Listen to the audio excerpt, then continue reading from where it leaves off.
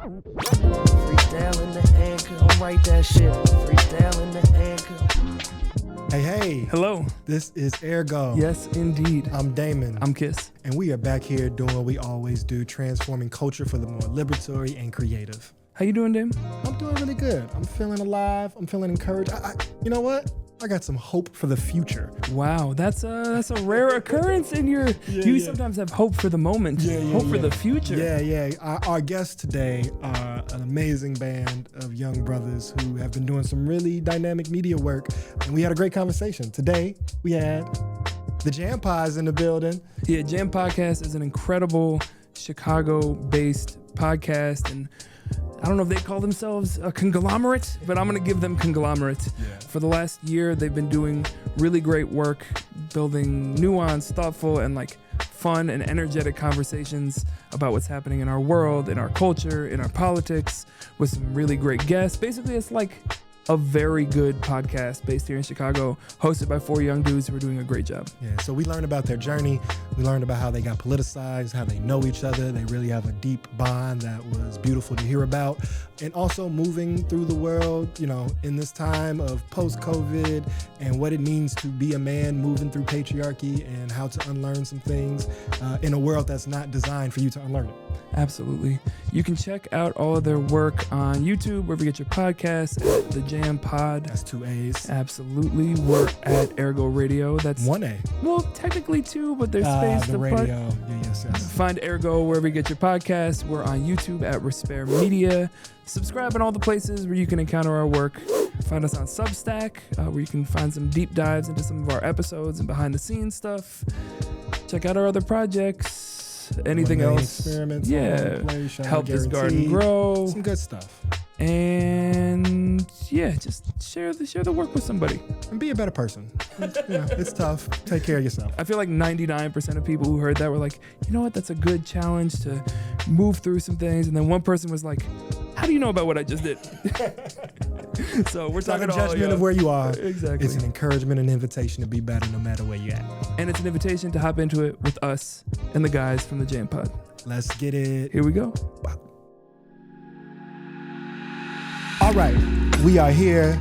This is AirGo. We are in our Goose Island studios, and we are so super duper excited and grateful to be with this dynamic group that is really shifting the media landscape at large. I'm very, very grateful and appreciative. We got in the building, the one, the only, the JAAM Podcast is in the house. Let's get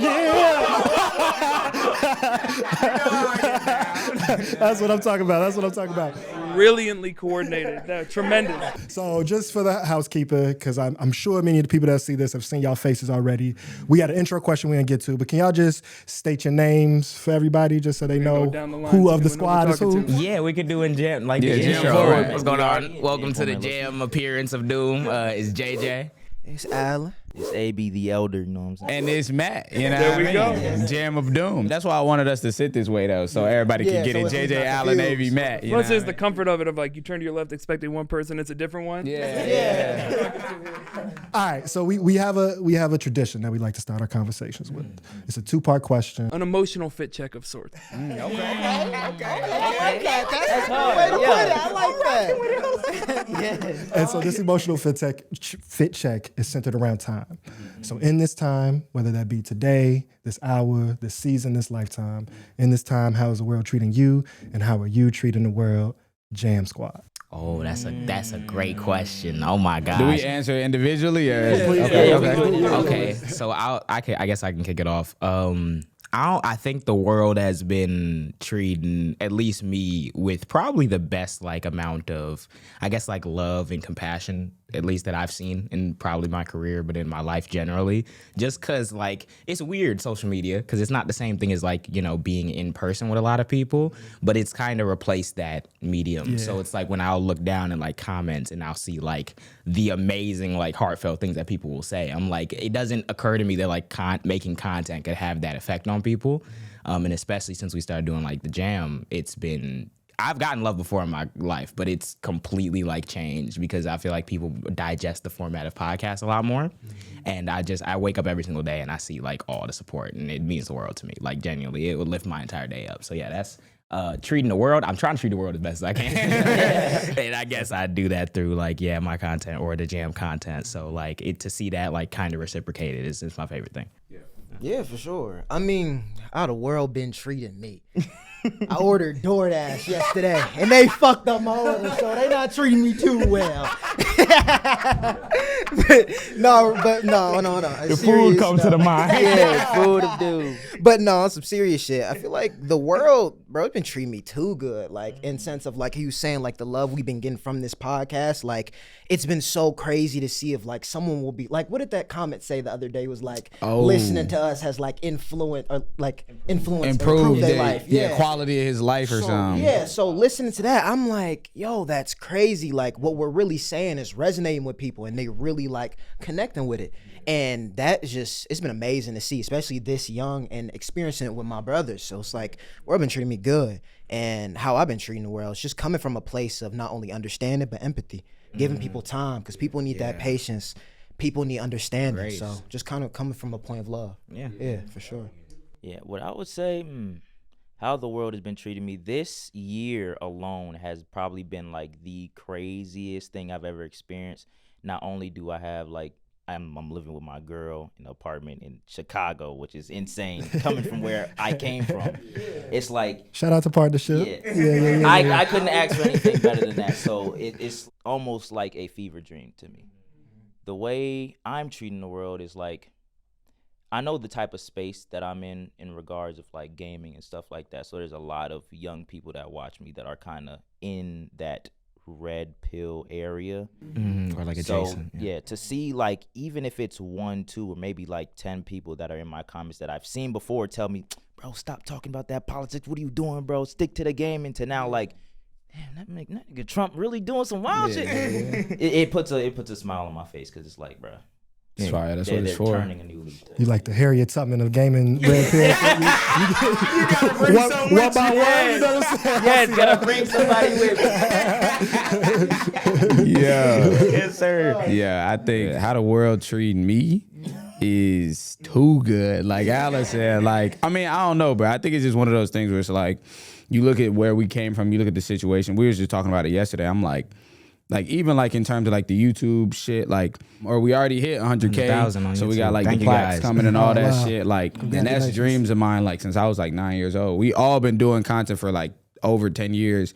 I started YouTube when I was 9 years old, and to see it at the point it is now is just like, it's crazy. So I think, I mean, obviously the world been treating us good in that regard, but I think like how I've been treating the world is like, you kind of like you don't want to be shitty, because the world is shitty right now. Yeah. But I think like I've been trying to treat it as like just progression in general, like the natural progression of how things are going. Like I don't think of it as like it's shitty, like, and we're doomed because it's shitty. I think of it as like, I'm so grateful to be in this position, to be trying to make a difference during this shitty time period. You know what I'm saying?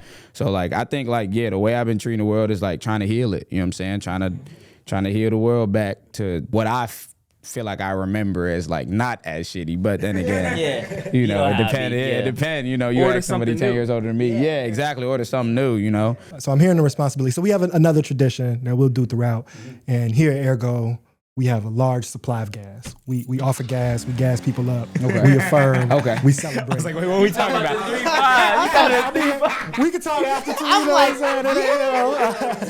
I don't not have that gas, but that's not what I was referring to in this moment. But we'll tag team some of this, because Dan, you didn't hear before we hopped on. They're saying this is their first interview as the four of them. Oh wow. Yeah. So this is just also exciting, because I think we can like vicariously be an avatar of people who have seen this emergence and rise of, you know, really in this time, especially people who've been like looking at the media landscape for over a decade now, to have the overlap of like a true analysis and a politic, but to be digestible, to be recognizable, to also be current in the space, and also to be doing so with like a responsibility that is beyond your own clout, right? Like there is something I see in y'all ethic and taking this responsibility, and y'all are filling a void that's like dangerously needed to be occupied for one, what you're talking about, but particularly what you're talking about is young black men. And so, I want to offer this. You were saying some things of like how you were impressed by what they're doing before we move on. Yeah, I mean, there's like this, it's tough to describe. Like, it kind of goes actually to what you were saying about like, what do we do when we have a clear-eyed analysis of how fucked up things are? Yeah. And, whether that's generational or just kind of the story of our times, there's like nihilism runs deep for people right now. And so it's like, how can you look the world in the eye, see what's happening, and then still be enthusiastic about anything, let alone trying to make it better? And that's what I think, like, as much as anything I watch y'all bring is like enthusiasm. And that feels very in short supply. Yeah. And so there's a surprise of it because it's like been an emergence. Yeah. And y'all are from the city too. Yeah. And so I've had people like in movement spaces be like, man, I'm seeing like, do y'all know them? And so there's a big word way to say this of like, I really want to understand how y'all came to this work. What was the click moment? How did y'all take on this assignment? But to like flatten it out, basically what I'm asking, who is these niggas? Yeah. Because y'all came from seemingly from our perspective from nowhere and have made such an impact fairly quickly. We have just like passed the year anniversary of the show. So where did y'all come from? Y'all a family. How did y'all find this assignment? J. William J. Oh my God.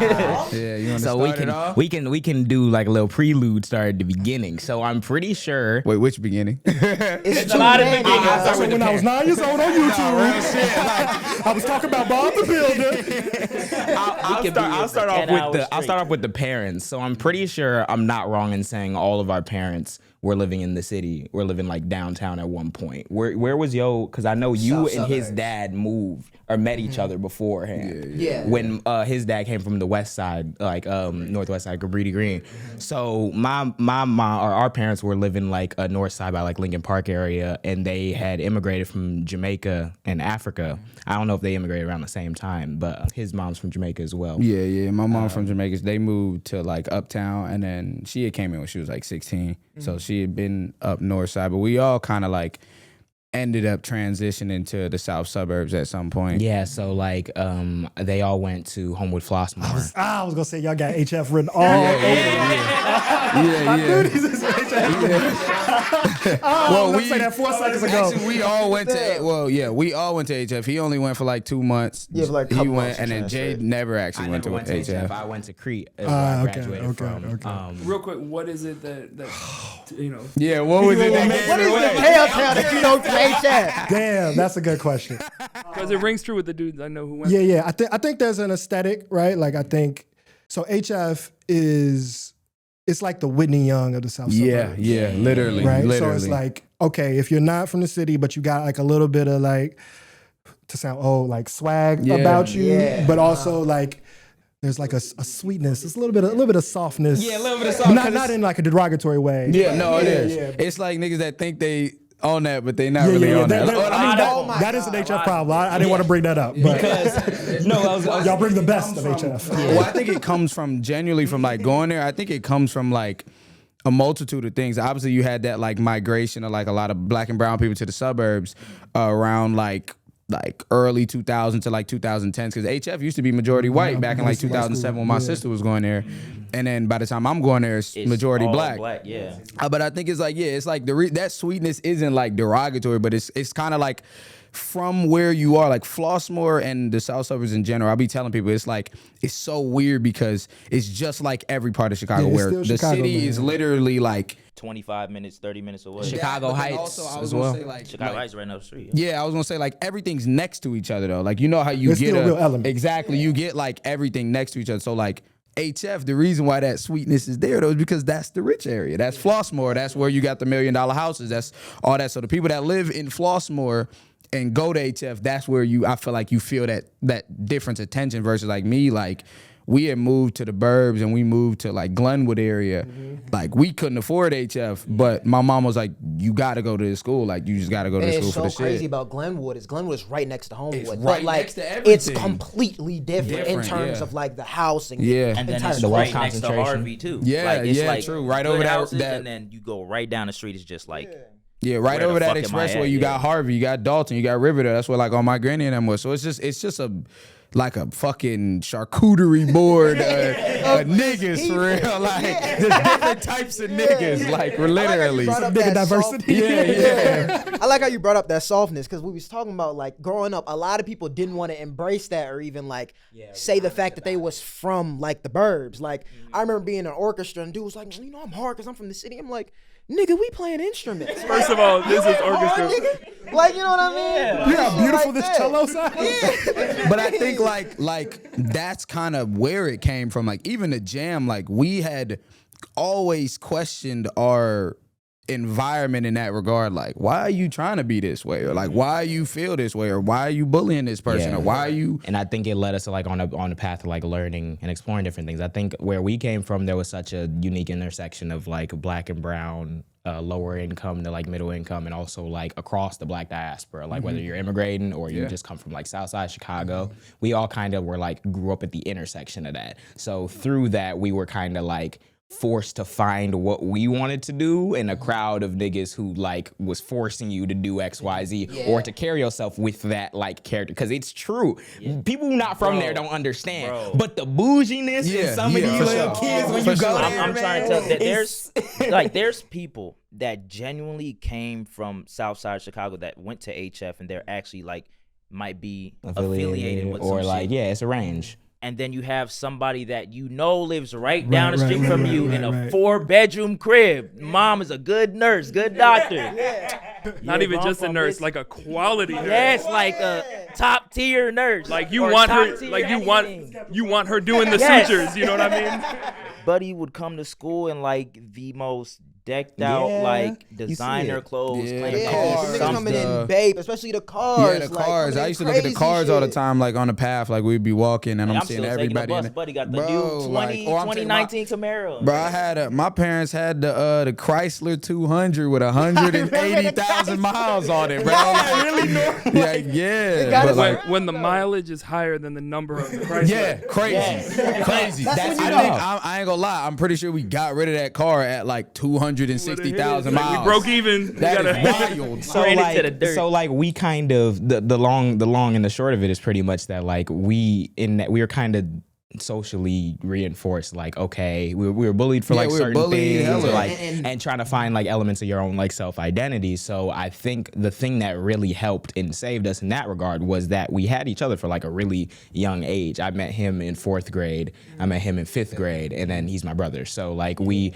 were at different places in different stages, like all times, like the friendship kind of got like distant and closer like over time, but overall we always came back to us because we liked internet stuff, YouTube Yeah, and we stuff. had that vision. Like we say We that. had it because like even they were friends, like JJ and Matt were friends, and then they found out they were cousins. Yeah. and Yeah, we all like That's wild. That's Crazy some black ass shit, right?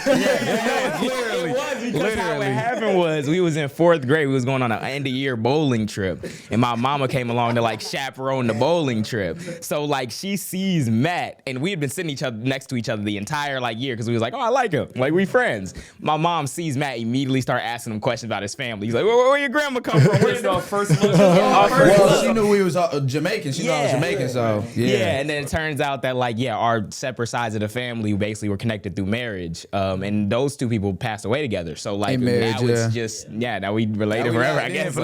And then That's around 5th grade, I came along. I saw them. I had found out he did YouTube, and YouTube was like my thing when I was a kid. I was like, it was just a really good outlet for me creatively. So I found out like he was in it, and I'm like, bro, I need to click up with these niggas. I'm like, I'm finna go on the lunch table and just chop it up with them. Chopped it up, been friends since. Yeah, Like, literally. We were doing like we was talking about with the whole bullying, like we really connected from that because like the shit we was doing, we was making YouTube videos off like Skype. We was Yeah. making clothes. We was doing making meetings. merch. We was trying to Yeah. do like MLG when that was popping, like Major League Gaming Yeah. and shit like that. We was Like, trying to find doing any all way to types do of it. shit.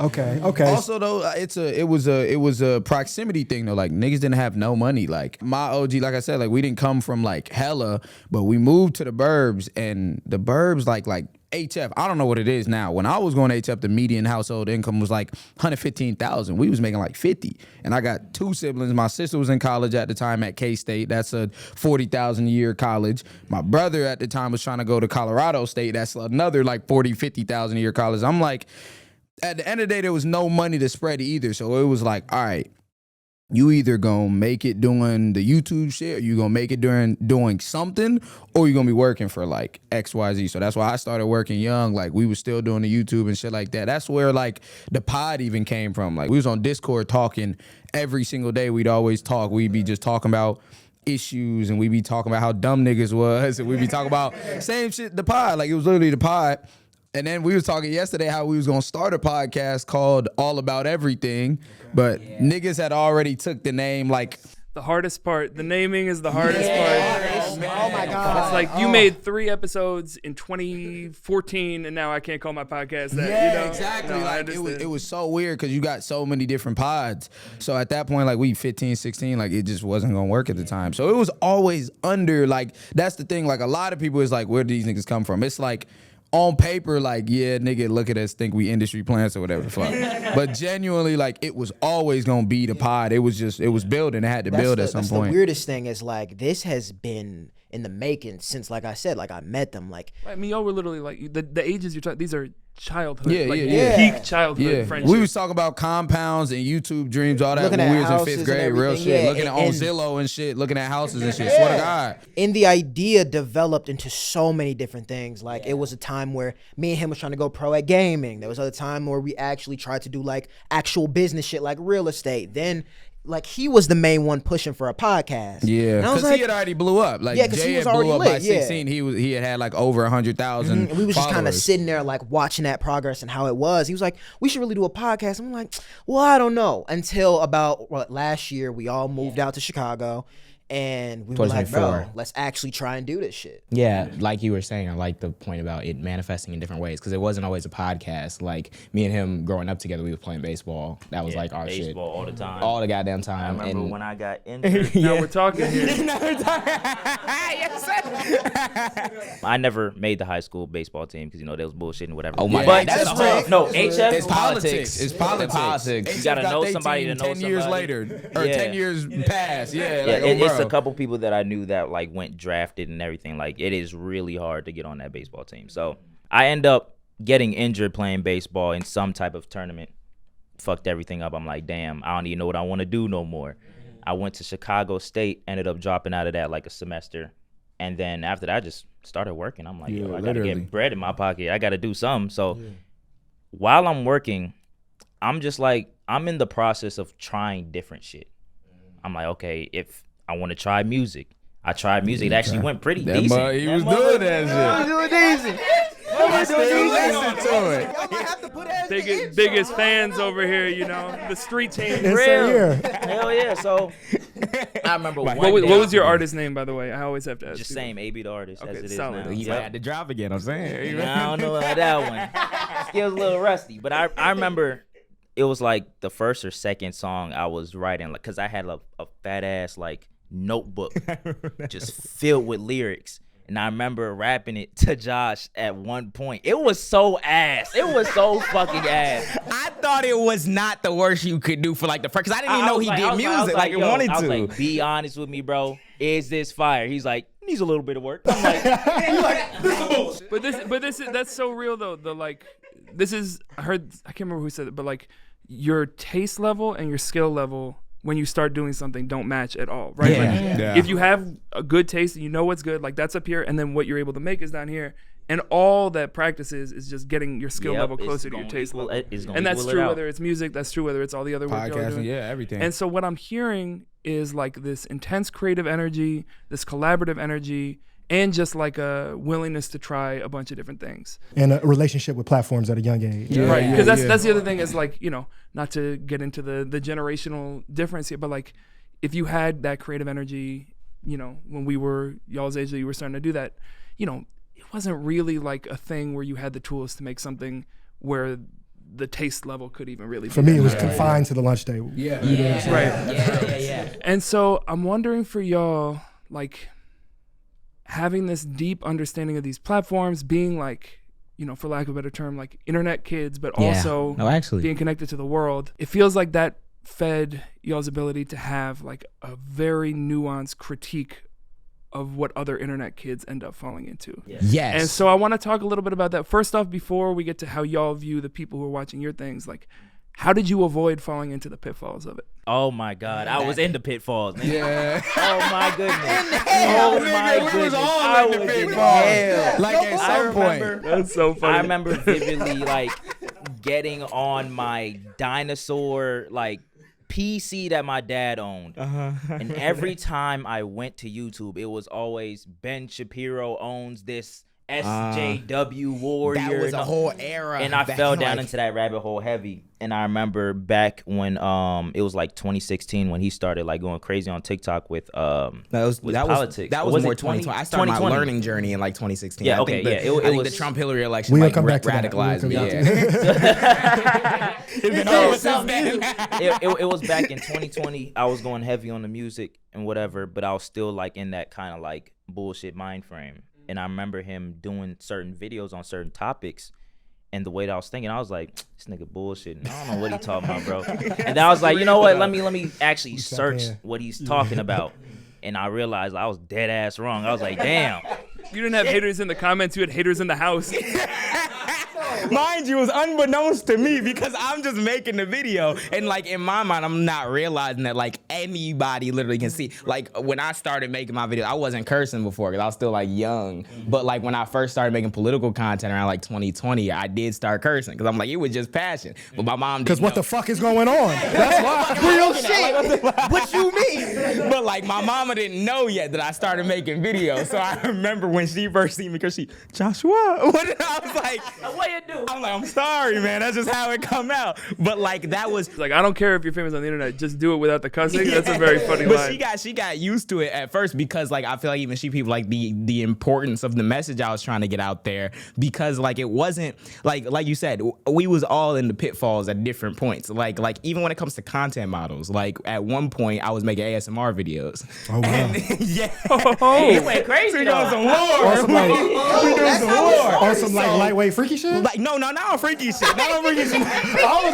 them. All the ASMR I be There's seeing. a fine line. I'm like, what we doing here? That's why I got out of that. I haven't hit peace in 2 days. When I tell you, The range of ASMR that is now, bro. Oh is my some God, it went down. bullshit. But, like, Yeah, This is what I Everything mean- has turned into freaky This is shit what I as mean well. about the depth of these internet rabbit holes. Yeah, bro. like that's one of the biggest strengths about our podcast and our ability to have it at this point is because we legit grew up on the internet. Like that was like our childhood. So like through that we were able to pay attention to like so many different things. So even at the beginning, like the ASMR creator space was like you had your fair share of freaky people, but then you also had like people who were like they cared about it so much that they'd like make intellectual discussion about it. So they'd be like, oh, I really think the way that they clickbaiting is like really driving up the like the sexuality of the genre as opposed to like there were people like that. Now it's all purists. just now it's all just one thing. But like I remember I was making like it was like I would utilize themes that I like gave a fuck about like baseball or something like when I was making a video and it actually did well. Like those were some of my biggest videos I ever made on YouTube. Not just well. Them Like, motherfuckers they bang. were like- Them motherfuckers bang. 60K. Wild. And especially at the age he was at. Like Yeah, I I was think like 14 Yeah, we or had something. never seen no numbers 15. like that. So it like, was yeah, that wild. shit I did think amazing. the thing about JJ's journey and all of us being around to see it, it was so non-traditional. Like Yeah. he started off with the ASMR videos. We're like, what the fuck are you doing? But he really fucked with that. And Yeah. he wanted to show everyone like what And he fucked it went with. into everything. Like we would link up and record like a reaction video, or we'd go somewhere and do a vlog. Like it was literally no like one set content model. It was just me throwing stuff at the wall. And I remember even skits. even I was doing like skits and stuff before I started talking about politics. And I remember like at one point in high school, I remember one of my favorite teachers. He had put the ASMR video up on the board to like laugh kind of, but not like he would always like give you shit. In good spirit. Okay. Yeah. But then to see like where it turned out, it like never stopped with that. It just kind of like kept shifting. And I remember I found that point around the beginning of 2020 where I was like, okay, I think I've done enough learning. Like since when Hillary lost and Trump won in 2016, I think at that point we were like 12 and I was like, what's going on? Like it was a really weird moment to have at 12, but I was like, we were all like Jumped into It was very consciousness. strange. Like that's another thing though. Yeah, Being, what do you mean by that? Like, how did that? I mean, I can imagine, but how did that moment jumpstart y'all? I was gonna say, well, I remember immigrant so much. children.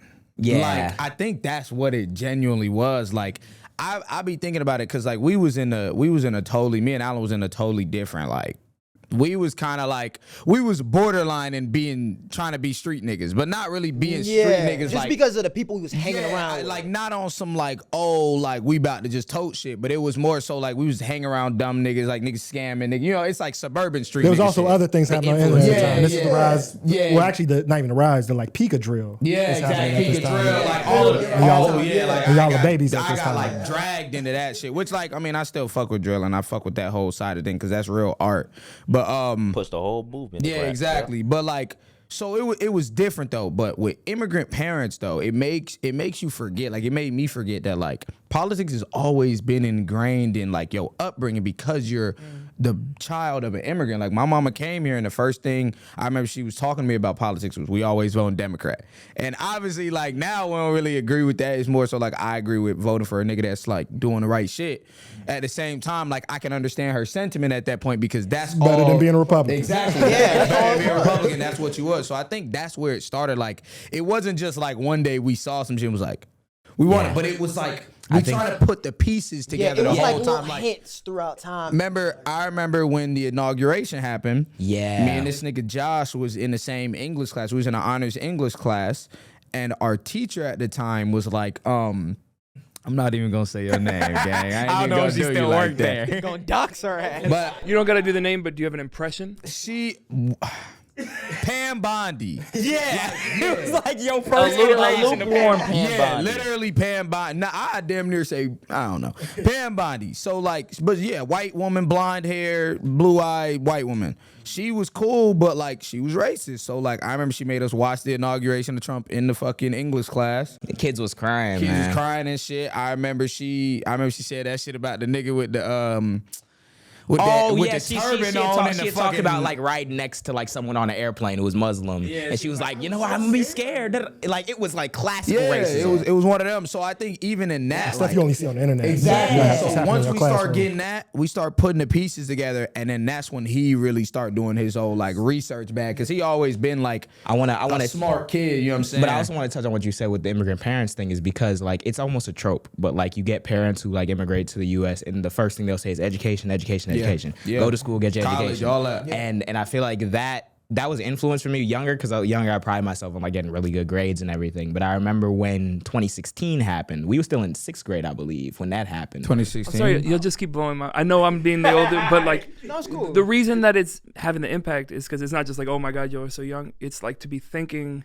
It was such an important political year for us. Right, and to think about it being basically just as transformative for y'all, but just being at that other point in your trajectory. Yeah. Anyway, go ahead. Yeah, no, because I feel like genuinely like people, especially our grade, like or like our like generation, Gen Z, don't like focus on exactly how much like stuff got kicked off by that one political window. Yeah. Like I remember even kids in my grade being like, no, I don't like Hillary or Trump. I like Bernie. I'm like, how have you even developed this? Like it's probably because you heard someone like say that, but that was when I first started taking a liking to someone like Bernie. I'm like, what is he doing different than like these other candidates? So Hillary loses, and I remember our childhood like friend, our older brother's friend, Will. He comes in the room and he's like, man, I knew that was gonna happen. Like y'all thought it was gonna be something else. I was like, what are you talking about? Because in my mind, I'm like, Hillary was supposed to win that. Like I was a kid, I don't know how to. So from that point, I think from 2016 to like 2019, I just did constant like learning, whether it was reading stuff, researching stuff, like watching videos of other older people. I want to plug in on the details of that, and then also it feels like what y'all are saying is that like led to like some collective learning, or like some leadership. And so it makes sense, right? Y'all basically family, lifelong friend connection. Y'all moving through the internet. This transformative societal moment of 2016 happens. You start looking into politics, right? And why y'all are so exciting as an emergence for me is not to be the arbiter of what's right, but like y'all's politics is right. You're correct about you're correct about facts, the things. and we agree with many of your opinions. It's one thing at that time to be like, oh, I need to be politically aware, right? Like I think society responded to politics differently. But some people knew like who the assistant attorney general was. No one ever knew who the assistant attorney general was. But I think in y'all talking about like, you know, what's happening in the major parties, it's imbued with a liberatory lens. Yeah. And so I'm not curious just for like the interview, like actually study of like how you absorbed it, because the maybe pessimistic fear I've had is like, oh, really the only way somebody can truly get it is to be in these movement physical spaces, and these spaces don't have big enough on-ramps to scale, right? So maybe a few dozen people or a few hundred people in a city are really plugged in to where, you know, this activity is happening, and or you find the right professor in somewhere and you get the syllabus that teaches you Frantz Fanon and blah, blah, blah, you go on down. And so it sounds like you were just on internet and self-study. Yeah. And also at the same time, there is, you know, action happening in the street. Right? Yeah. There's a black movement. So at the same time that Trump's happening, we're 2 years into Movement for Black Lives formations.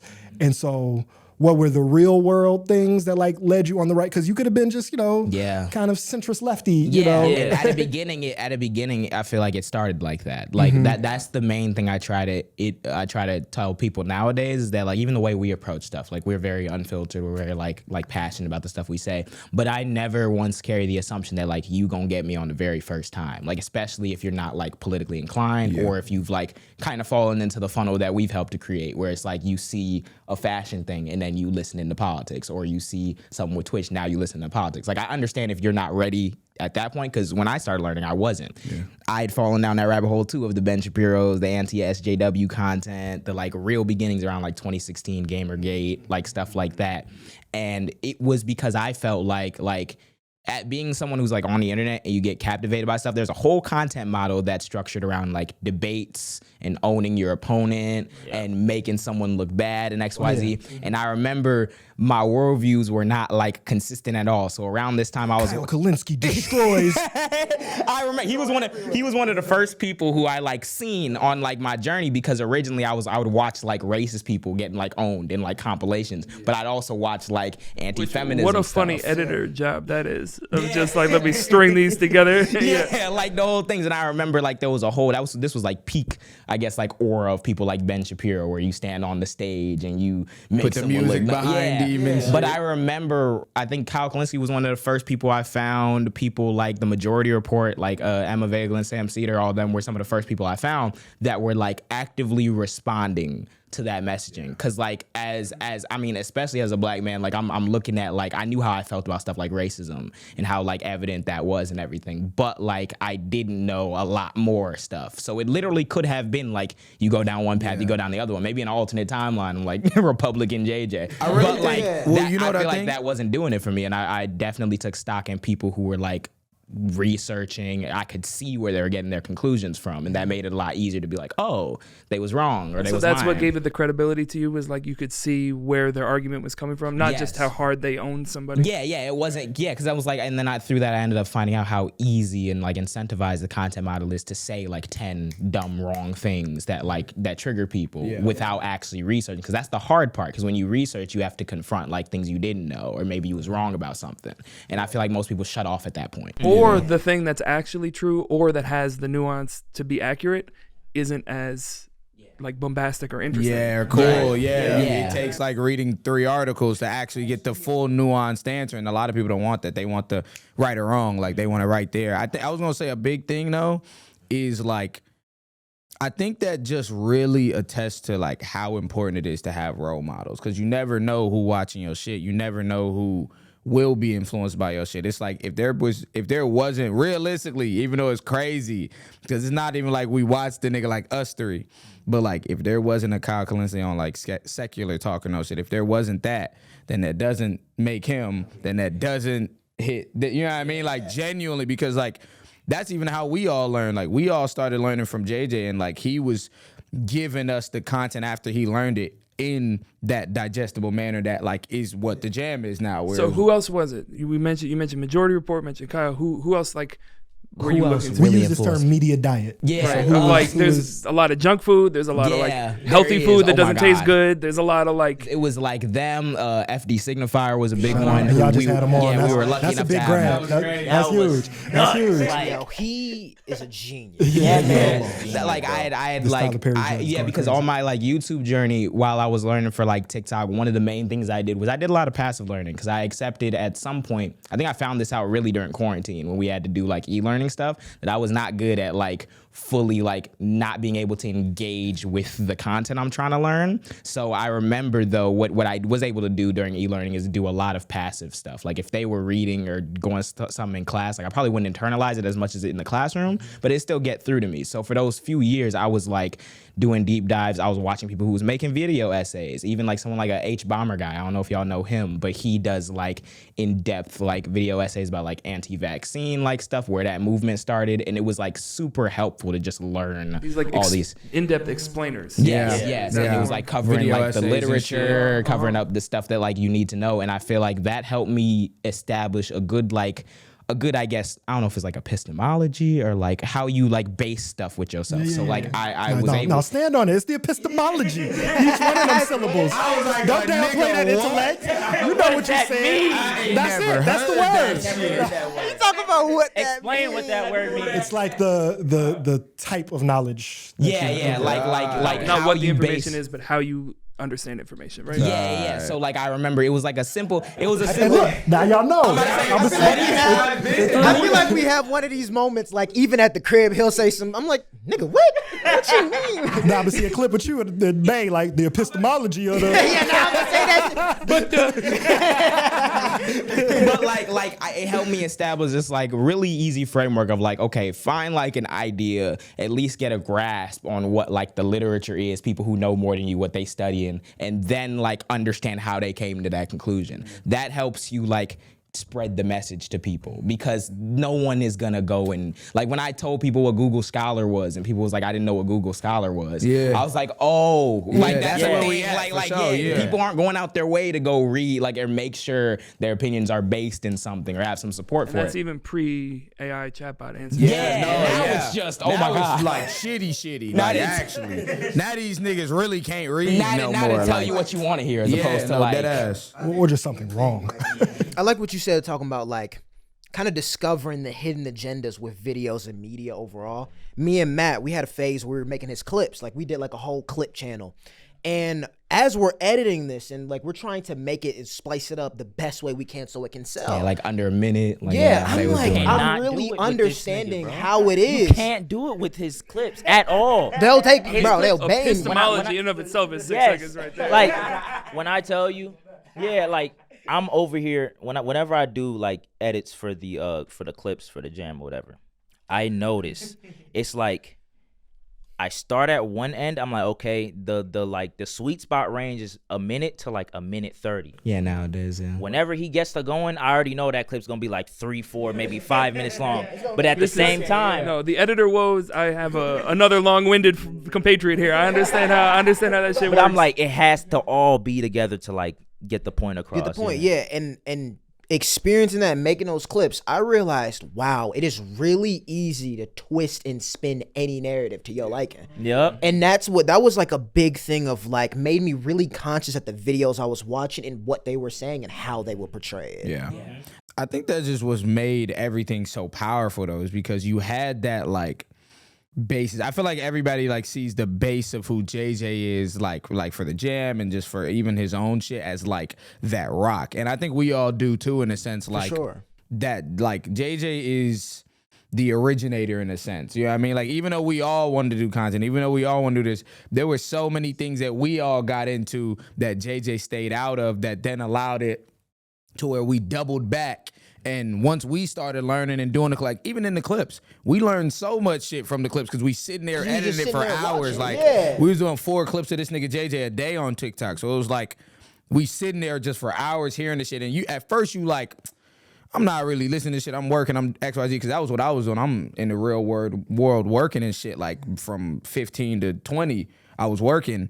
But as I'm like even finding shit about the real world and all my coworkers, now I got coworkers that's vice lords and they 40 and shit. You feel like I got all different. Oh, ain't nothing like a middle-aged vice lord. I'm telling you, right? Hold on. This is an important story. This is a very important story Okay, for the let's record. hear it. Yeah, so where was we? We were in Harvey. We were in Harvey. It was my in-laws. So I'm thinking I'm going to a wedding. Turned out they've been married for 10 years. This is like a lightweight renewal, vow some shit. renewal Okay. type Yeah. shit. But I feel that. That's love. Yeah, That's yeah, beautiful. that's fine. It take me a minute, but I look around, I'm like, oh damn, I didn't realize it was color coordinated. I didn't get to, I would have been. I'm like, wait, everybody's wearing red and black. Some of these niggas got canes. I don't think that's a stroke. I think that looks like a bullet injury. I don't think that's a fraternity. Might be the Drake to the side or something and shit. An externally imposed cane. But they're like 58 and 64. I'm like, oh, these is retired vice lords. You know what I'm saying? I'm seeing like the OGs. And then like the it took like 4 hours. We was like just sitting there. So like the food came before. It was a whole thing. Yeah. But just the experience of like, oh damn, they all from K-Town. They all from Lawndale. And then migrated around. It's just like, ain't nothing. They got the wisdom. They it's like, oh, this red wasn't written for the day. That red and black outfit, you done thrown that every baby shower, every graduation, you found a way to get this red and black. You ain't rent this. I think like, bro, Shout out to the five, shout out to the six. Shout out, yo. Please don't whoop our ass on the street. Oh God, look, I think it's like, bro, there are so many aspects to the black experience, bro, and I think that's what we signify genuinely. Like even in that learning, I'm like, what it really started making us realize was like, that's where the value came from. I feel like there's just so many avenues to the black experience that's like unique to what we was going through at the time, that we could all come together and really make it the jam, or really make it, you know what I'm saying, substantial. I think one of the things about like all the learning, especially that like early process that I had began going down, was like it really became like a real world experiment, because people have this other side where you're trying to interact with the ideas like in real life. And it wasn't like where we begin talking about something, it's like, exactly. Like, it's not usually how it is. Like we're still living and actively experiencing certain things. So like when I went from watching that like earlier form of content that was like anti-feminism to like, I would describe myself as a feminist like unabashedly right now, because I've seen so many of the arguments, and I'm like, okay, it just like, it makes so much sense, and it explains a lot of like why men got to deal with the stuff we got to deal with, why women got to deal with that stuff. And that is something that's such a deep like thing that you can only interact with it multiple times, like over life through time. So like the more and more I got to talk to them about different ideas, it was like the more and more we kind of began to deprogram. Throw apart the back and for like, because JJ was in school learning about feminism and learning about these things, but not really experiencing it. I would be on the court telling him like, bro, my coworker did this, or my homie did this, and he's like, what the fuck? But it's like you putting the pieces together like, oh, this really how niggas think about certain shit. This really how like, and some of this is also just like coming of age shit of like trying to figure out how do you make sense of the world around. But this, I want to stay in this specific arena, because I think you're talking about this multitude of experiences, and then there's this narrowing of like what, quote unquote, like a demographic's opinion is on the internet, right? And y'all, I've heard you speak, I was watching, I think it was 46, and you did like this deep dive of some of the like red pill maniac guys, and like at its core, this question that of like, what kind of man do you want to be? And so when you see yourself in opposition to that bullshit, it's very easy to know what kind of man you don't want to be. But this other question, it does take that kind of like, I know exactly rigor that you're talking about, of like, okay, actually I can do the unlearning. But then who do I want to be stepping into that? And so what shifted y'all on a personal level? And then also, like, more importantly, what do you see as y'all's relationship in the like battlefield of ideas with this like very hyper violent misogyny that exists on the internet? I remember, I'll never forget this, because I distinctly felt it. Like there have been multiple times in my life where I felt myself trying to learn a thing, and maybe I was like wrong about a thing, or like questioning, even like when I did a lot of challenging of like my own like religious beliefs. That was a very uncomfortable time, because that shit makes you uncomfortable. Like I understand why people choose not like, or like just avoid, because it's like it actually Talk about not wanting your mama to see.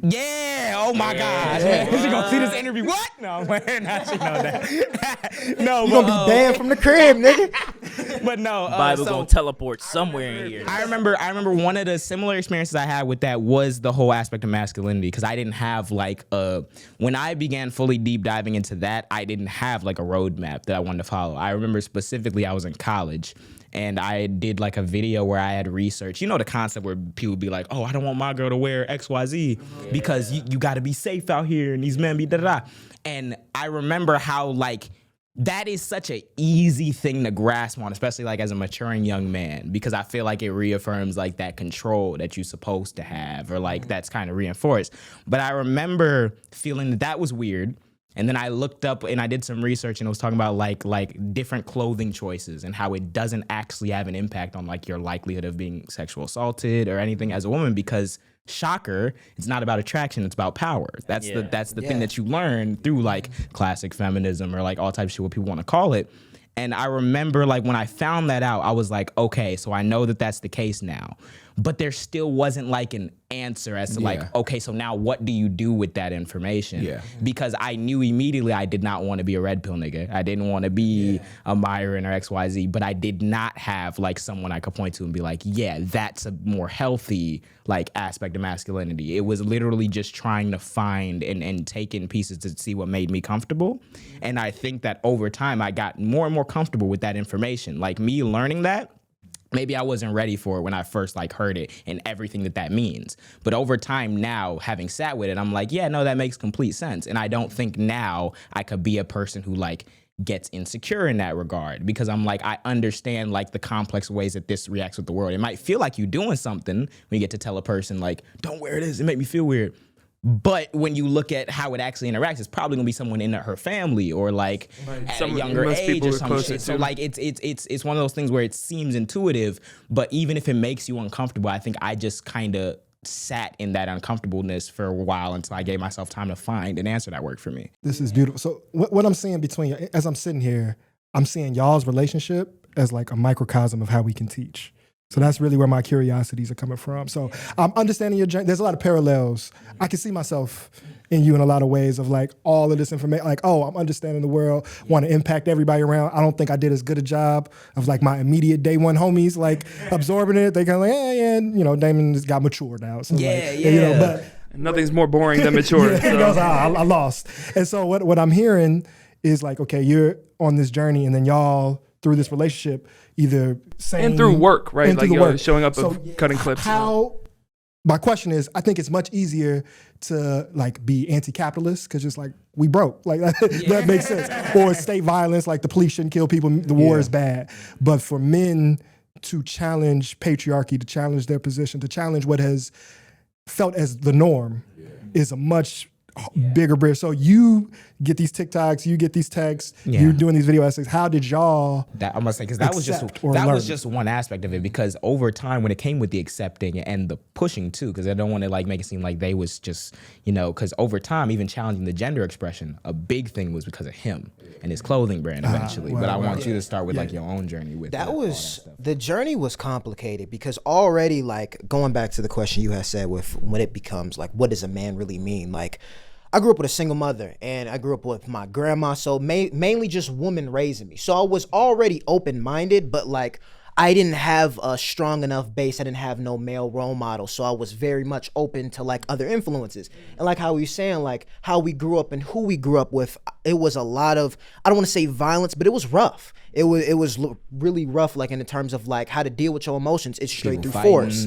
So like you already know what that does to you mentally. So I'm on the borderline of like, okay, like I already know how to treat a woman, but at the same time, like my life is like kind of going against that almost. And like how you're saying with the whole fashion thing, when I started getting into fashion and true self-expression, I think that like broke all barriers. Cause I'm like, what does a man really mean? What does a man really wear? Can a man paint his nails? How can a man smell? And it's the primary way the binary is expressed. Yeah. And it's ask yourself the question. It's all these ideas. And I realized, I was like, bro, I have to be as open as possible if I want to express myself to the fullest capacity, especially with my art, because the first thing I am is an artist. And the way I want to put my art out is in a way to inspire not only everybody, but especially young men. Is like, bro, just express yourself. And that was like the biggest thing for me. Yeah, we always try to preach that nowadays. It's like literally expressing what you want to do, because that's what it is. Yeah, I remember being a kid because I remember when my OG and my dad, they separated, and I vividly remember the fight they had, the verbal like disagreements and stuff like that. And then when I got older, it kind of dawned on me that like I am getting a little bit older, and my father has not taught me how to actually like be a man. All I remember was him like sitting around a table on his computer the entire time, trying to become somebody that I don't think he is still. But Was that realization, how did that land for you? Was it clarifying? Was it saddening? it was saddening. It hurt a lot because it's like now that I look back at it, the only like quote unquote father figures that I had in my life was my older brother and some of his friends. So then I kind of realized that I was taking bits and pieces of their life and whatever they were teaching me into turning me into like the human being that I am now. So that was kind of like my journey. And then all of a sudden I got into meditation too. So that also helped as well to try to calm my nerves because I was a hot-headed ass person. Like I used to get angry at everything. Fights of doom. Fights of doom. Back in the sneaker days, boy. We saw the videos. He was piecing. He was piecing niggas. Can't lie. This is the real how you go viral right here. You know? That kid was in the grade school because we was we're 4 years apart, like 4 and a bit years apart. So when I was in like second or third grade, I'll he be must have been just like leaving. 7th grade or like 6th grade. So I remember those times in that grade school. Let me He got real dodgy be with them shoes, immoral boy. and strategic and clip this shit. I'm about to say, if you run up on the jam. But that's why that shit is so important, because I feel like especially like the older generation is so conditioned to let boys be boys. And when you think about that term, what does that mean? Like he was just saying, like always getting into fights, and it's just excusing us. Oh, let's let boys be boys. Violence but like and lacking then integrity. you getting older, Yeah, what and is that then influence? so like then you have no base on what it means to be compassionate. Or another way to outlet your anger, which can also do. I want you to go too, because his experience is always so interesting to me, because like we were both It's good to be interesting. Isn't it nice? Appreciate you, my nigga. He's a great guy, man. He's a great guy. Be complimented. Nah, it's like, But no, Meanwhile, he's like, it's super interesting because you were a nasty dude. No, it's because me and him were like both in pretty serious relationships, like that we were always talking to each other about at the same time as we were trying to like navigate this like how to be a man like thing. So we would talk a lot, and I was like, yeah, your journey. yeah, I coming think through. like, well, I never forget like my sister. I grew up with an older sister, so that's bang out. Yeah, I mean, like, no, that's something that definitely affected me a lot. Like growing up with an older sister, she's not like just like 2 years. She's 12 years older than me. Oh, okay. So Grown. grown, right? But I remember she came to me one time when I was like maybe like 18 or something like that. I think it was around my birthday when I turned 18. She was like, you got to decide what type of man you want to be. That same thing. And that's where that really came from, like that sentiment. I think like growing up in my household was a little, like I say, like when I really talk about like we all, it's the four of us, it's the jam, but like we all got our own stories. It's like it's so many different dynamics. Like JJ grew up with primarily just his mama, because you know what I'm saying, they had already split. Abee grew up with like kind of both of them in the house, but then also you got a Jamaican immigrant and you got an African immigrant. Alan grew up with like single mother, basically full and through Black American woman. I grew up with both my parents in the house, my mom and dad.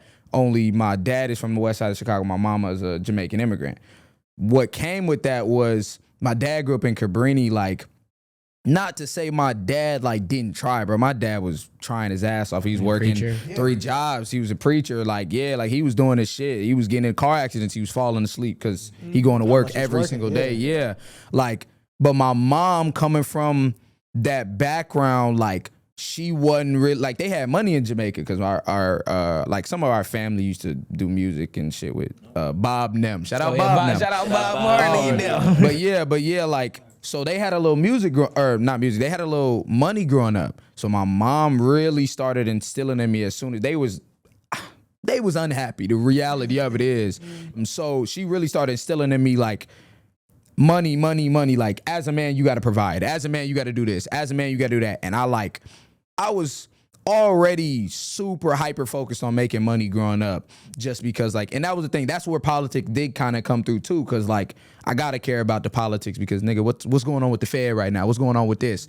I'm worried about that side of shit though, not really like the black side of shit, because I'm just like, bro, when I get this bad bitch, whoever I get, because that's how I was thinking at the time. I'm like, when I get this bad bitch, I got to be able to pay for everything. I got to be able to do this, because I don't want my people, I don't want to be arguing with my wife or doing certain shit like that, or my wife calling me on my name. Like my mama be sometimes going back and forth with my dad.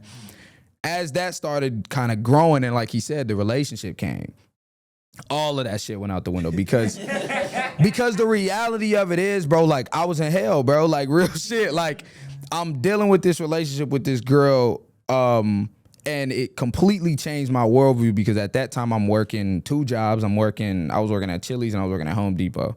I'm working 2 jobs. You don't want to get those jobs confused. Yeah, you can't stir the nails. Yeah, nah. You had distinct. Well, they was across the street too, so I would just walk back and forth.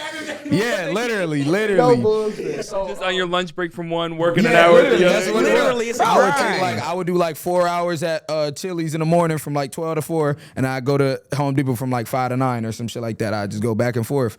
But He was only 17. yeah, I was 17, It's a lot to be doing, that shit bro. started happening though because the only thing I was thinking, I'm like, bro, Gotta get I that gotta bread. make money. Because I can't be out here like my dad or I can't XYZ. So I think that's really what molded me because once you realize you can never, especially with the person I was with, like she just wasn't like that. You know what I'm saying? So once I realized like, oh, it'll never be good enough. Like it's never gonna be good enough. It really started it made me start looking at myself as a man and being like, all right, am I not enough? Am I not doing enough? Am I the insecure one? Am I the, and that's where it come out. Like even we talk about like the wearing shit, like wearing different clothes and shit like that. Like it is a power thing, but a lot of niggas like jump to that. Like not many niggas in there. Like, bro, when I'm 17, 18 and I was 18, my girl wanted to go to a party. She was in college. I wasn't in college at the time. She wanted to go to parties and shit.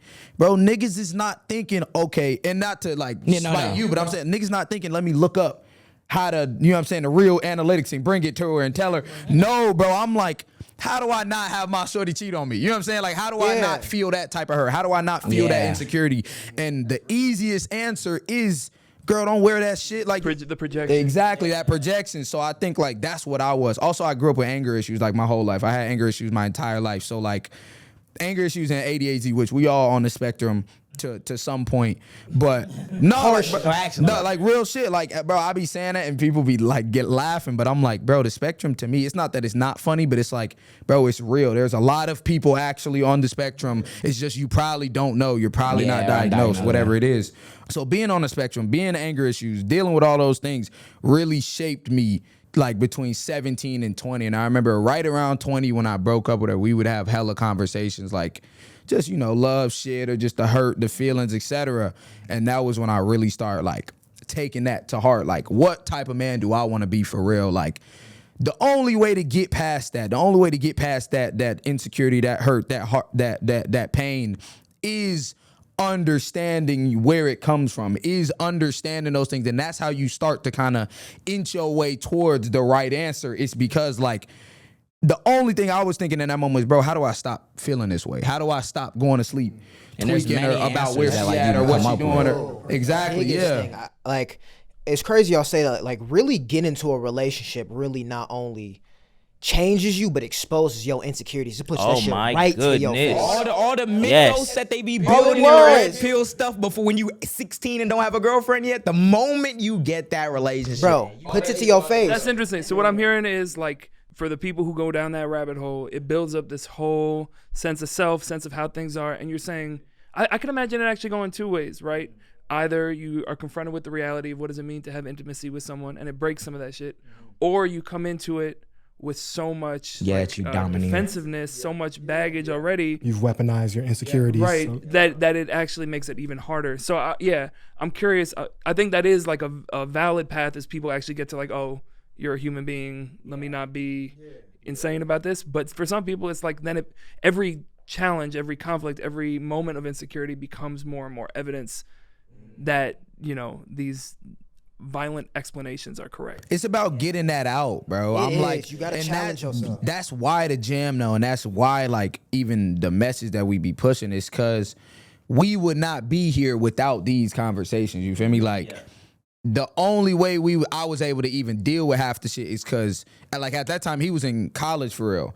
The only way I was able to deal with this is because I was talking to this nigga Alan. Alan didn't know shit about relationships at that time. Like, he was still I think that was a asking us, lost like, cause. Like, I'm gonna be real. So that's what, like, but it was like but nah, I wouldn't even say it was dark, but like because of that. You're like, I just became a cause. And yeah, I'm for already real. Like, I just started thinking this. But shit. like you needed to get that motherfucking like that perspective out, and not many niggas are allowed to get that perspective out. So that's when they weaponize it. They like, fuck it, like, all right, I'm gonna go, and then if you get the wrong girl too in your younger years while you trying to deep that shit, it could send you through a whole different thing. Like, and what I mean by the wrong girl is not the cliche like go get that right girl. No, the wrong girl is someone that is also subscribing to the patriarchal way of thinking, like because she don't know no better, because like how my mama was. Exactly. My mama, the only thing my mama is like, bro, my mom would get, and I'm sorry, mom, but she know our relationship, bro. My mom would get mad at my dad when he would get hurt, when he would have back problems, when he would, and she still be kind of frying him for being old. I'm like, nigga, you older than him. And you've been in the hospital more than he has. He the personal trainer, you feel me? So,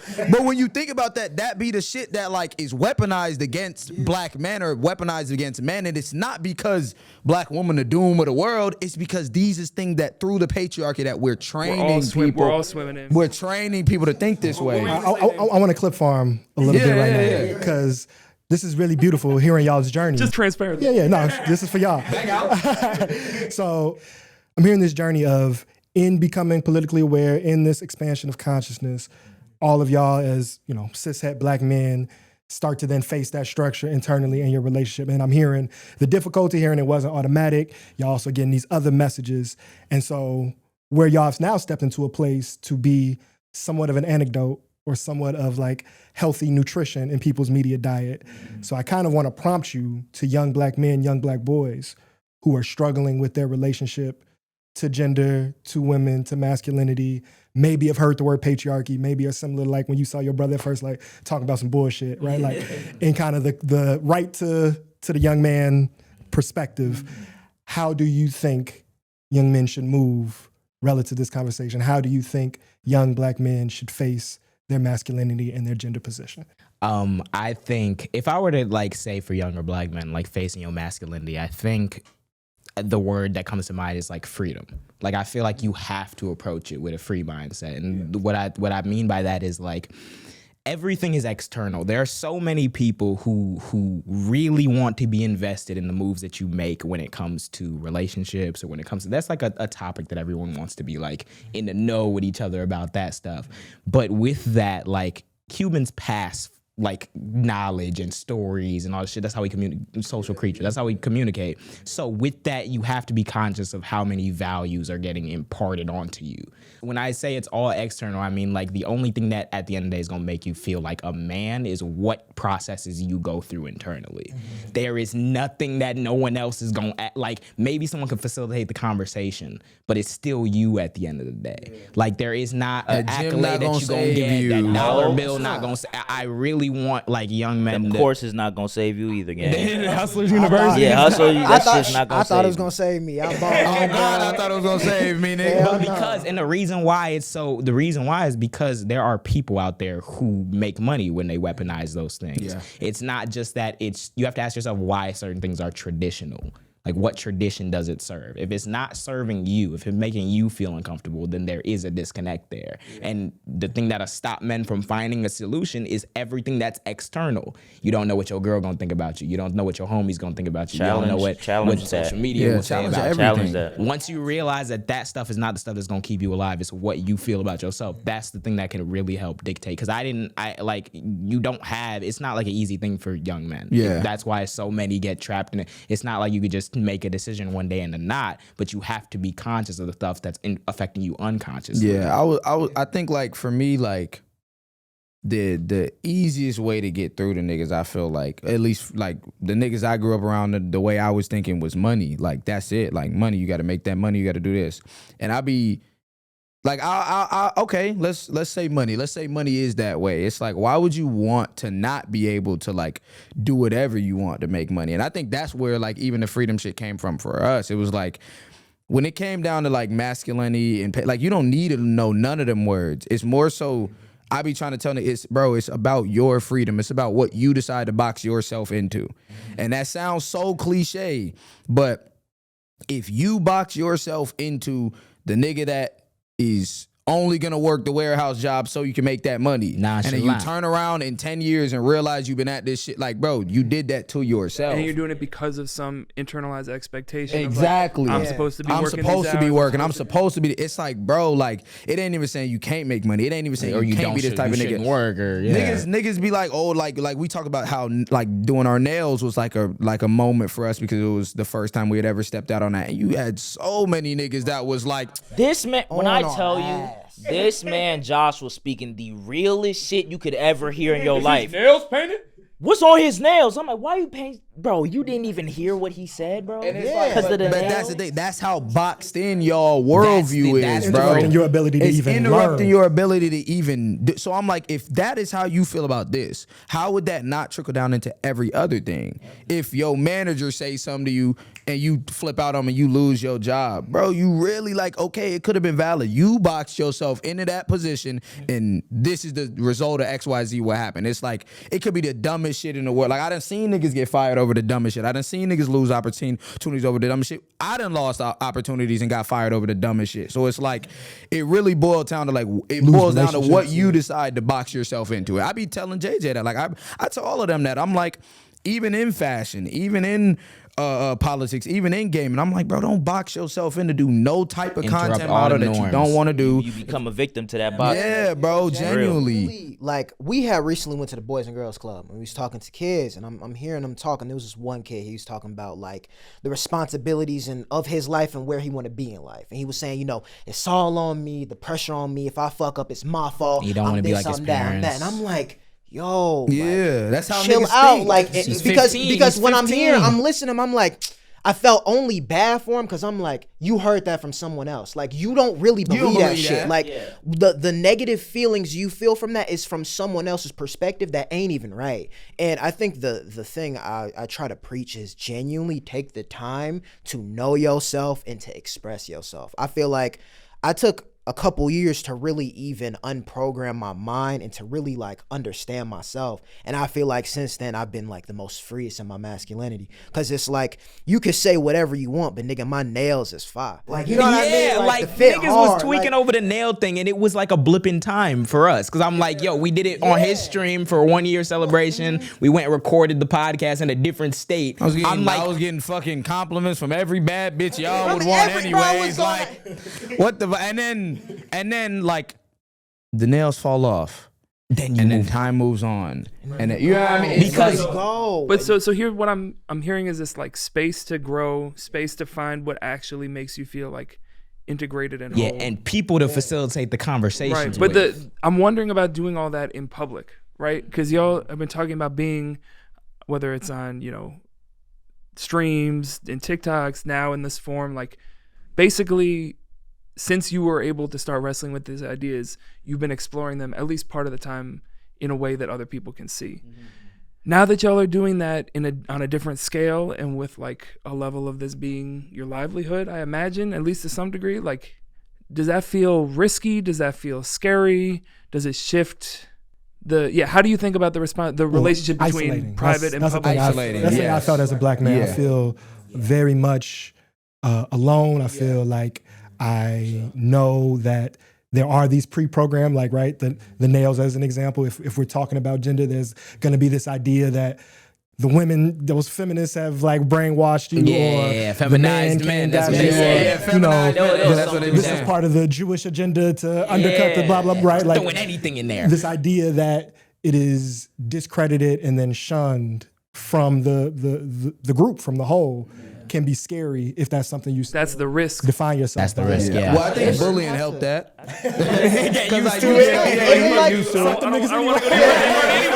Real shit. Yeah. But then again, it also depend on the person. Like, we some spiteful ass niggas. So like, if you that's our reaction. It's like, okay, you said I can't do it, I'm gonna do it. But people be another type of way because everyone is different. So I think the thing with the isolation piece is like, you genuinely have to embrace that shit. Like, everybody is not gonna like what you do. Like, and that's fair because that's people's opinions. Especially if you're challenging dominant The norms, yeah, especially what it means to be a man. I feel as if like the way to unprogram your mind from that way of thinking, you have to challenge your first response to shit. Yeah. Yeah. So That emotional response that you Yeah, get. it's gonna come out. I remember it was one certain time where me and my girl, we got into this like little argument, and she was like, "Oh yeah, you don't like listening to me or whatever." And the old me that was in that fucked up mind frame would have been like, "What do you mean I'm not listening to you?" Da da da. And then we get into this bigger argument that don't need to be there. You're not hearing me.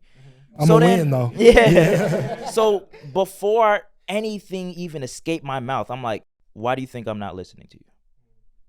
And then she expressed like, whenever I say this and this, you say that you're going to do it, but you never do it, or you're doing the exact opposite. And I'm like, okay, at that point, you need to sit in that and really be like, okay, let me reel it back. Let me think about the times when she did say that, and what did I do? I didn't do what she told me to do. Yeah, I think when I said earlier about like the free mindset is literally just encapsulated by that. Like I feel like I realized that. And this is my theory. I'm gonna go out there on a hot take. Every single form of bigotry is a product of niggas stopping at step one. Yeah. So when you feel or see something that makes you uncomfortable, it's not like niggas are trying to judge you for the mere fact that something made you uncomfortable. It's how you react to that immediately after. Yeah. If you see someone of a different religion than you, a different gender, you see two men kissing on the screen. You could live in a time period in America. Like that would be like, oh my God. I get it being in America because you see. And then you roll with that. You just roll with it. Like there's never a moment where you like, whoa, I could be wrong about that. Because that could be uncomfortable. Yeah. Maybe there is a different reality in which my initial reaction is. That's your reaction to being like, whoa, it's like, all right, after that, whoa, what is the thought process? Yeah. Why did you feel that way? Like, why I do feel you like always people have to be at this wall? I feel like a lot of motherfuckers you don't always have to be there. Like a lot of we just motherfuckers keep be quoting having. Black Rob on this show. It just keeps happening. It came up. They might be too young for Black We'll Rob. give you the reference later. We'll give you the reference later. You can instantly tell. We'll give you the reference later. Nah, I be feeling like people. I heard it before. Well, continue. I be feeling like people be like having pride in that aspect of like, I'm not like my mama, I'm not like my dad, I'm not like my surroundings.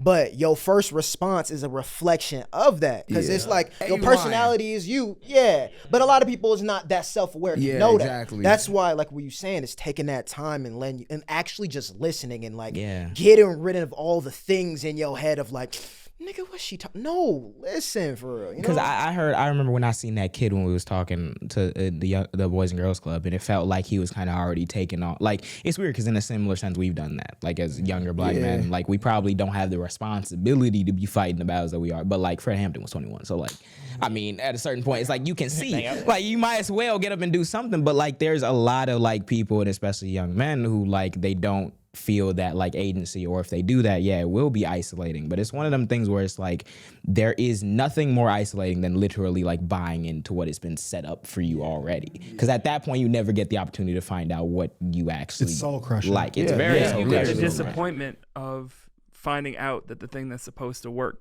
for you doesn't work for you. Exactly. And then you have people who are paid millions of dollars to distract you with whatever other problem is your outlet for that. You know you just haven't done it enough. You haven't bought enough of these things. So buy more courses, man. You'll get it eventually. It's never a question of like that's also boxing yourself in though. Like even in that, like, and I like that you said that because like no, the goal is even on like social media.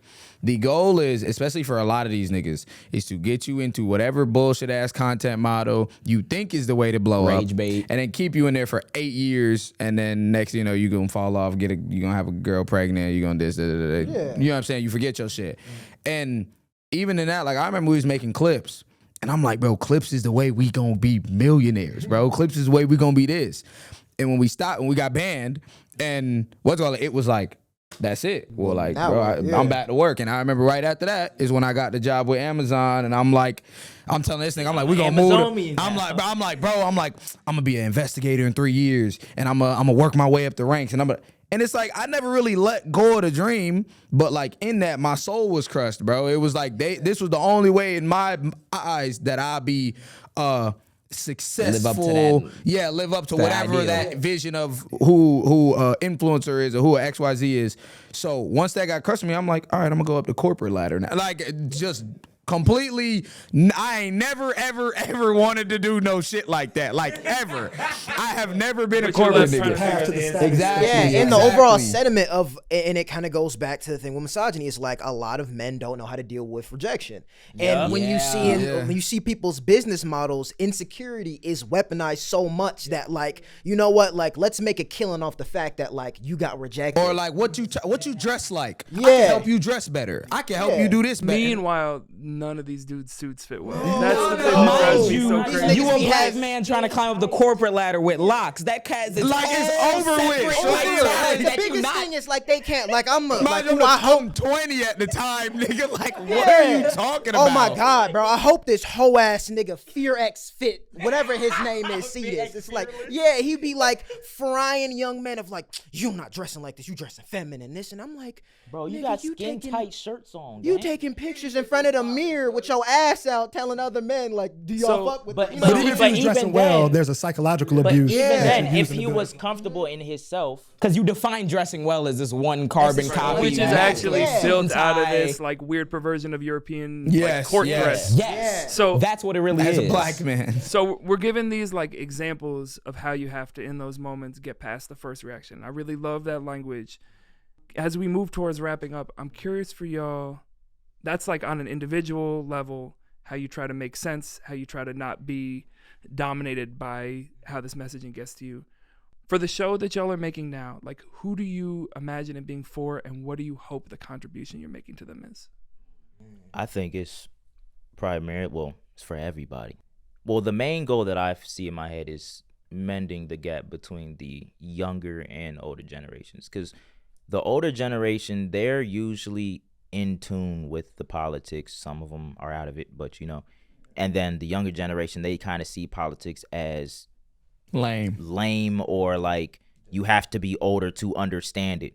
And no, you don't. Yeah, it ain't that. He's a prime example. Like, right. So yeah, mending that gap between the two, and definitely getting the younger people to tune into that. Yeah.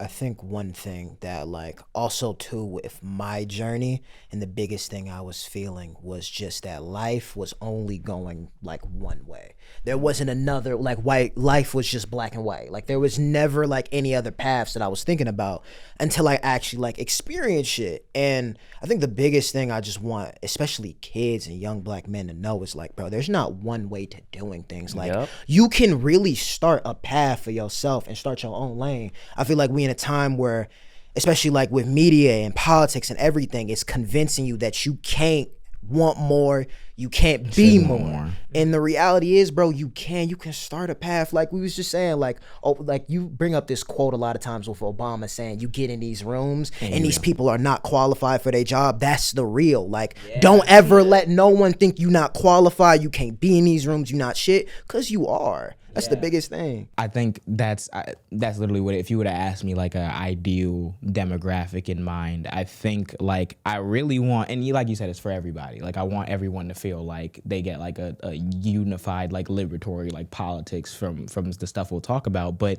it's for them young black kids, because I feel like that, like I didn't have that. When you first came in and talked about how like there's a gap that we fill, that was literally one of the things we said word for word, because I remember growing up when I was taking in all this information, how little black people I was learning from.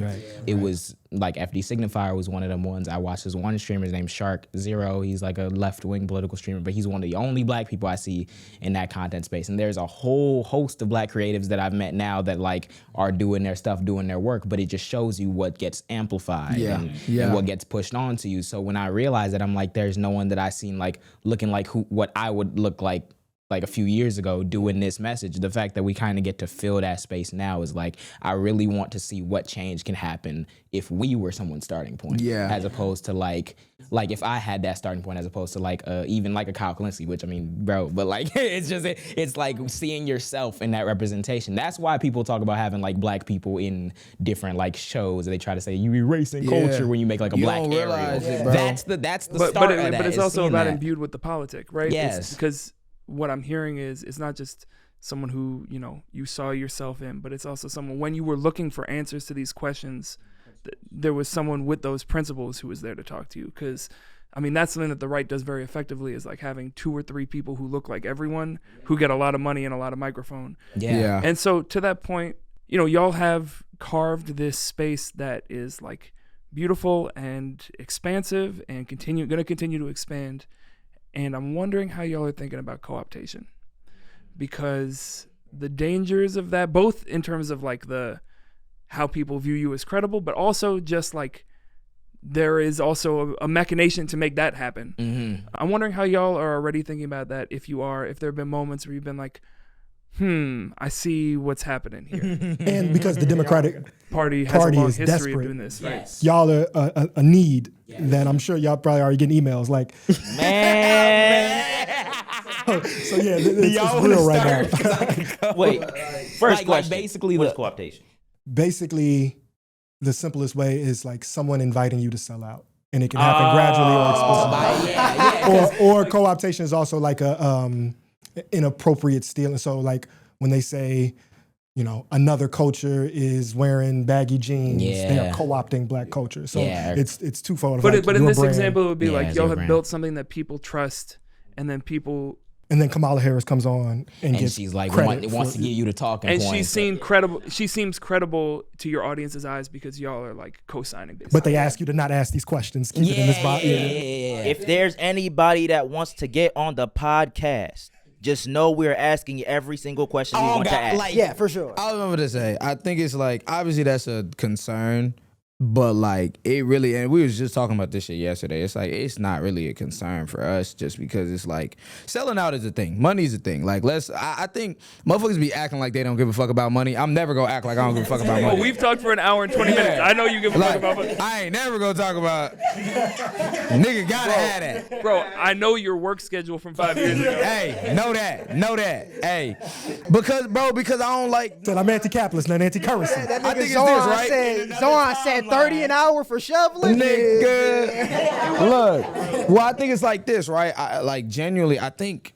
once a lot of people get into this position and then try to be the mortal man, right? And it's not to say that like we gonna be just doing a bunch of bullshit, but it is to say like, no, I'm never gonna act like I'm fucking Gandhi or some shit, and I don't need it, and I The don't. bag is needed. Yeah, the bag is needed. I think the Some bags are not needed. it's how we came up, bro. It's like I ain't never fucked with authority. More than I fucked with money, I ain't never fucked with authority. So having that authority over me and over what we say, or even like you said, having a Kamala come on or somebody like that, And they give I us- would never change the way I'm saying certain shit. Just cause, bro, one, I don't got the mental capacity for that.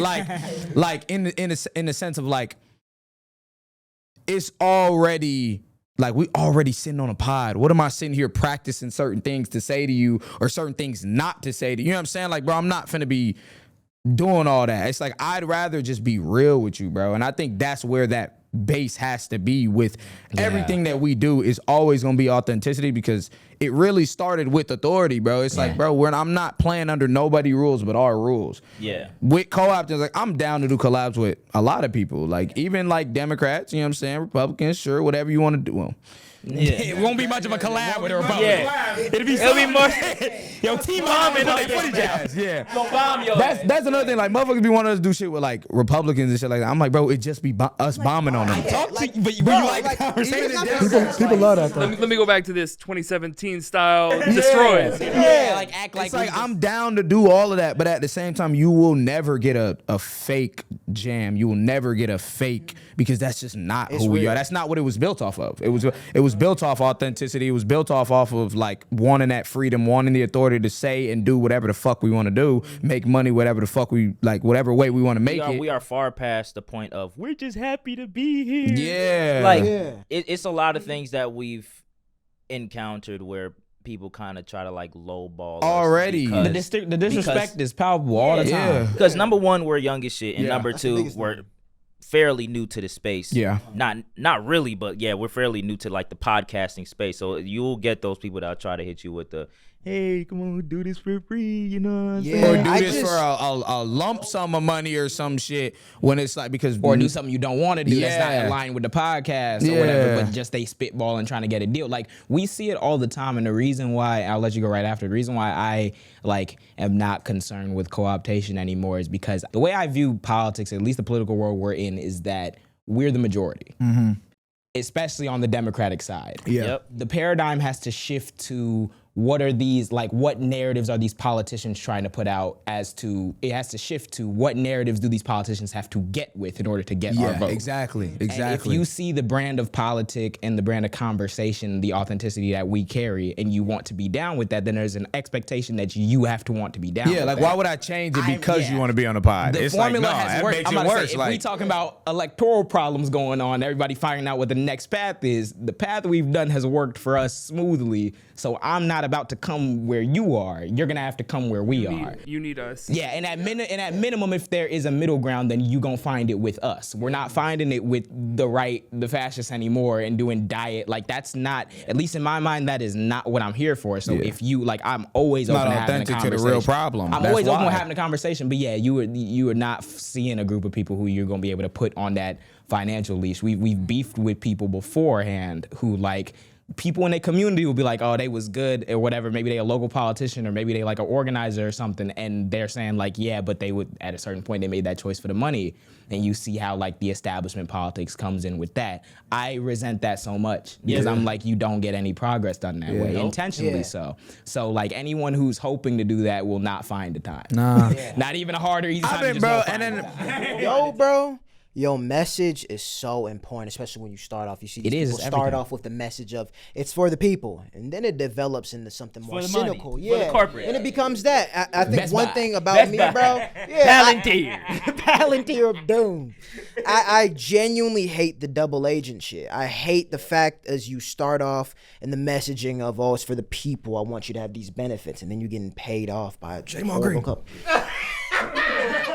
We can really go there. I didn't say it. We can really take it. We can take it there. Even in that I shit, was like, there when he emerged. So, yeah, even it's that crazy. shit, bro. That's offensive, bro. That's offensive, and so you want to know why it's so that you- offensive? Because I see, like, when it comes back to that internet conversation, like a Majority Report. When I saw the business that they were standing on, and even just like kind of like left wing political figures in general, and how they'll carry themselves.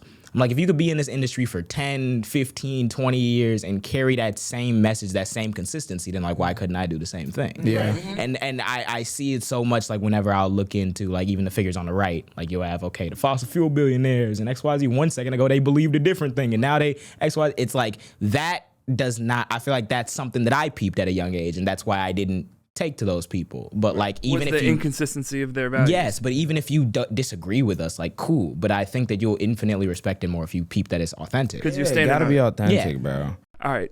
I think it's that time. We got to close it down. I want to end, I think, kind of where we began with the affirmation, and even like kind of answering the question we're asking about this masculinity or black masculinity, because to add into that, right, like to the question of what type of men should we want to be, it's also in that question is recognizing that it's a fallacy, Yeah. right? The idea of man, similar to the idea of whiteness or the idea of class, are these artificially constructed things that are flimsy. Yeah. That have Yeah. no I agree. definition behind. Yeah.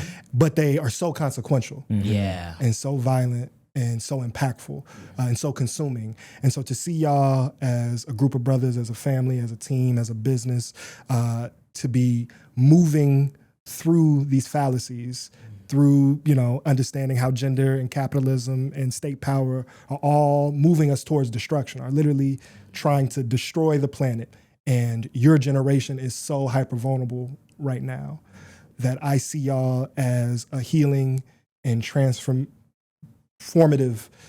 contribution Thank you. to Thank people you, that man. really need it. And so Appreciate that. I'm so grateful and proud of y'all, because the idea is like not what type of man do you want to be, particularly if you're looking for freedom, young black man. If you are trying to get free with your people, if you are part of this larger collective project, if it's individualistic, maybe you may still hold on to that fallacy, but letting go of these positions, because that is how we get free. It's like, what kind of people do we want to What type of, that was what I Yes, was trying it's to what learn. type of person. It's not what type of man you want to be, it's what type of human do you want to be? And really the revolution that we're all trying to build is to evolve our humanity past these systems. And so thank y'all so much, JAAM Pod, because what you have done in just barely 365 days has really the potential to build a type of power, not just influence, but not just viewership that can really be mobilized. So I want to project into y'all some organizing, some movement building. I want to know what y'all reading. We can talk about some text because I'm I can't help but see y'all are prominent, but I'm gonna keep an eye on y'all.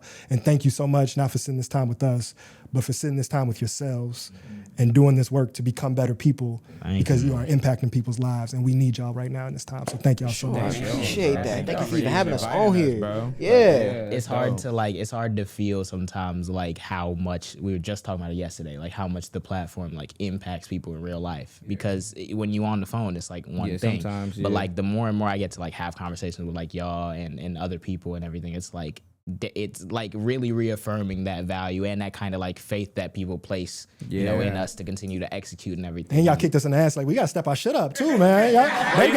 These got the video studio and got cooking. Now we got all types of cams and shit. It's like, all right, thanks for the boost. Good. All right, we gotta get on the path. Yeah, no, actually taking inspiration and knowledge from anything as well. Like we asked people the last couple we had on our podcast for like book recommendations too, because that's something I want to get much better at. Is like the literature side. I feel like I got a really good start with like studies and. Are y'all familiar with the Boggs, James and Grace Lee Boggs out of Detroit? No, I've not. All right, I'm gonna give y'all a list. Are y'all familiar with Robin D.G. Kelly? I heard of that, okay, but Freedom I have not Dreams read is a good one. A more dense text that they all pull from Cedric Robinson is really important. Are y'all familiar with Ruthie Wilson Gilmore? I've heard of and Abolition. Heard about that before. I've heard of Ruthie Wilson Miriam Gilmore. Kaba. It's just true. No, I'm not remembering. A lot of big reasons. We gotta go to lunch. For the record, completely fine. This is what we're here for. Oh, that's so exciting. It's like when you ever put somebody onto a new mixtape or something. It's like you don't even know. I'm reaching that point because I feel like when I was younger it was mainly just audio stuff for me. But I'm getting to that point where I'm about to start flipping through them let's books. Here we go. Let's talk. Yes, that's hard. FD gave us some really good ones too. I'm like, I can't wait to really get into it. I've been trying he'll put you on. Because that's the thing is that we stresses though, like that's the thing, we're young. I've been living by this thing recently where I'm like, the smartest people, at least I've seen in my life, know what they don't know. So and that comes from interacting with the information, not in a sense of let it prove me right, but like let me see where it leads. Yeah. So I'm open to whatever other avenues I could use to continue helping build on stuff, because it wasn't an easy path at all. So it's like if there's a mission to be accomplished, I feel like we up for it and we're gonna continue to get better. That's where the curiosity lives, that's gotten you all to this point. How can folks find you and your work in the ways you'd like to be found? Open your phone. No. You can find us on the JAAM Pod, wherever you watch podcasts, or 2 A's, wherever you watch or listen to podcasts. You can also follow us on our individuals on every platform, JWilliamJ, JWilliamJ8. SoHoStudios.com. Abee the so artist. Yes, sir. They be doing like the I be doing that shit all the time. I like that. It's funny. And then what you on, Matt? WYO Matt. And then JAAM Pod. Instagram, Twitch, everywhere. Spotify, every platform you can find one of us. And please come along for the journey. We're excited to have y'all. Appreciate that. But appreciate y'all taking some time in the midst of the journey to dig deep in with us and help us understand. Yeah, this was fire. This was fire. This was one of my favorite conversations. This Thank was you. amazing. We're gonna do a part 2 because there's a whole. Hell yeah. Hell yeah. We got into the patriarchy bag. We couldn't get You out couldn't of let it go. It's too big of a There's so many things conversation. we gotta talk about. Yeah, Oh my hell God. yeah. We gotta do it again. Yes, sir. So we'll definitely have you back, and we'll be back on the line and in the field and in the studio, reshaping culture for the more liberatory and creative. Much love to the people. Peace.